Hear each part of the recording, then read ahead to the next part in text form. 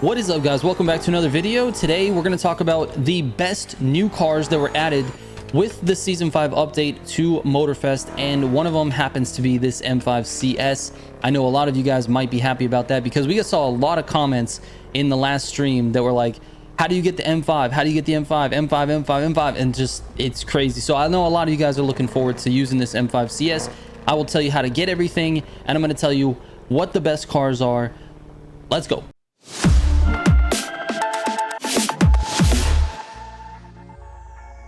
All right, real quick before we get into it, if you're looking for any of my Motorfest Pro settings, head to militiagamingco.com, click on Motorfest Pro settings from the top, and you will see all of the pro settings, all of the updated ones. That is the most current information, and it's updated regularly, like literally every day. So anyways, go there if you're looking for pro settings. All right, let's get into it, man. We've got 11 new street cars and 5 new hypercars that are available as of right now.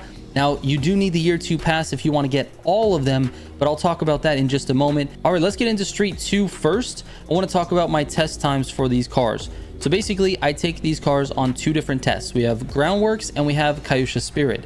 Kaiusha Spirit tests the ability to gutter, it tests acceleration, it tests handling, and Groundworks tests high speed handling and high speed or top speed. So the reason I like to test on both is because they offer different challenges for the car, and then we can take the average time and see which cars are actually performing the best in sort of a well-rounded scenario. So here are the results of those tests. As you can see, the R32 is at the top of the list, but if you look at these times, look at the average column: 243, 244, 244, 245, 45, and then of course it starts to fall off with a 46 and 47 towards the bottom of the list. But that top half is so close. Look at their ranks. These ranks that I have in the rank column are the ranks of all of the Street 2 cars.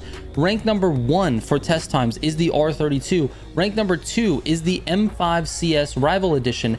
Rank number 6 is the M5 CS. Those cars perform extremely well, including the M5 CS, which ran the best time on Kaiusha Spirit out of any of the Street 2 cars that were added with this update, with a 210.888.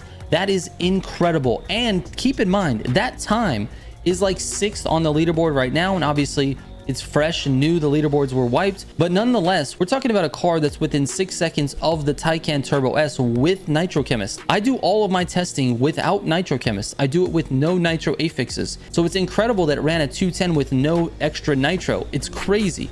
So I'm very shocked at this car. And on top of that, both the M5 CS and the M5 CS Rival Edition handle really, really well. Now, not the best in class. There are cars that handle a little bit better, but it does handle well enough to where this car is absolutely viable. Not only viable, but I think it's going to take the place of some cars. And on top of that, it also has decent top speed. It gets up to 240 miles an hour. Some cars, they stop right at the low 230s.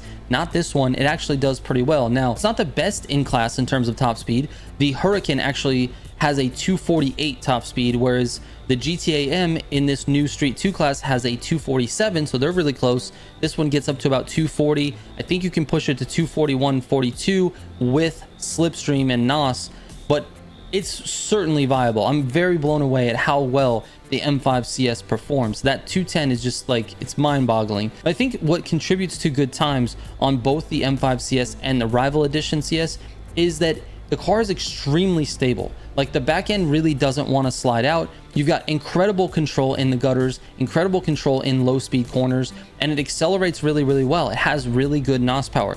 So all of those things combined make it a very, very well-rounded car, probably one of the most well-rounded cars in the game. But if we look at these test times again, collectively, this might be the best group of cars added to the game ever, because the worst car is the GTO, and it runs times that are fast enough to get it in the top 40. We're talking about over 100 Street 2 cars, and it's in the top half or the top third.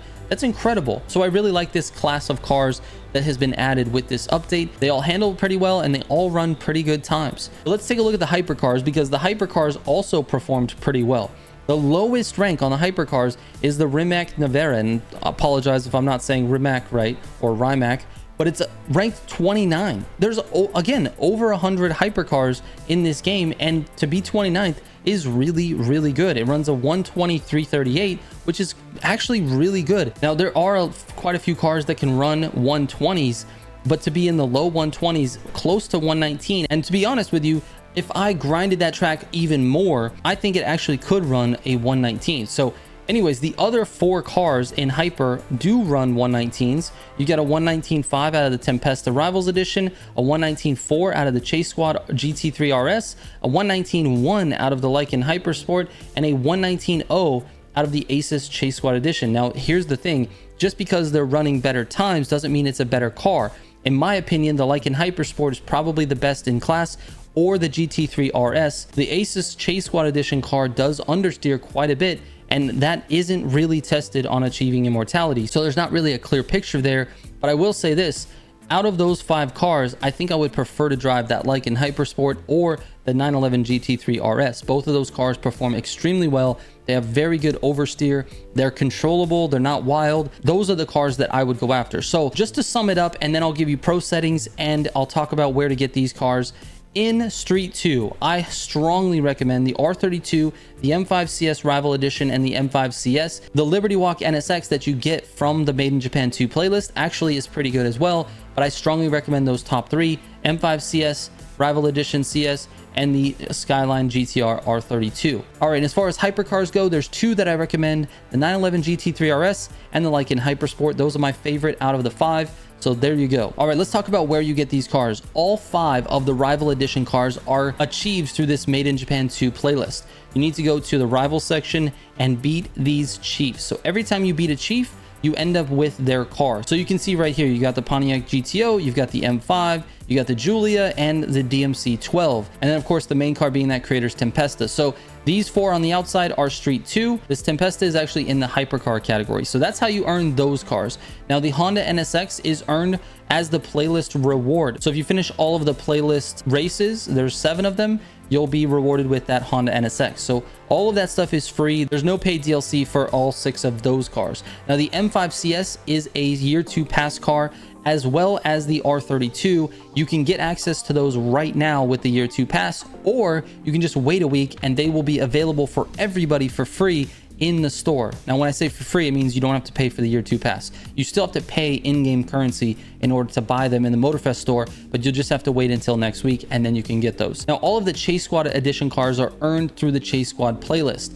So that's again in the Rivals section. If you beat these Rivals, you get the cars. So beating this GTO rival is going to get you, this Proto A500 Chase Squad helicopter.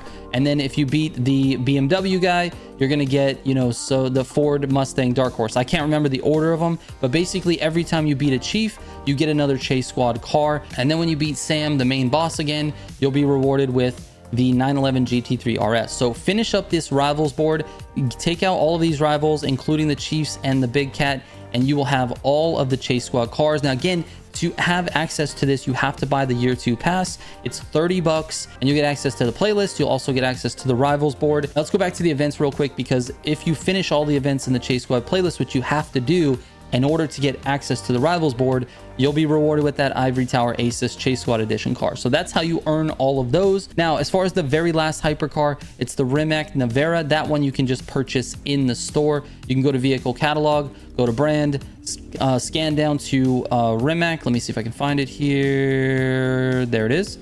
And there it is. It's $2.4 million to buy that car. So you can buy that one straight away. It's in the shop. It's not a year 2 pass car. It's available for everybody. All right, so that's how you get all the cars.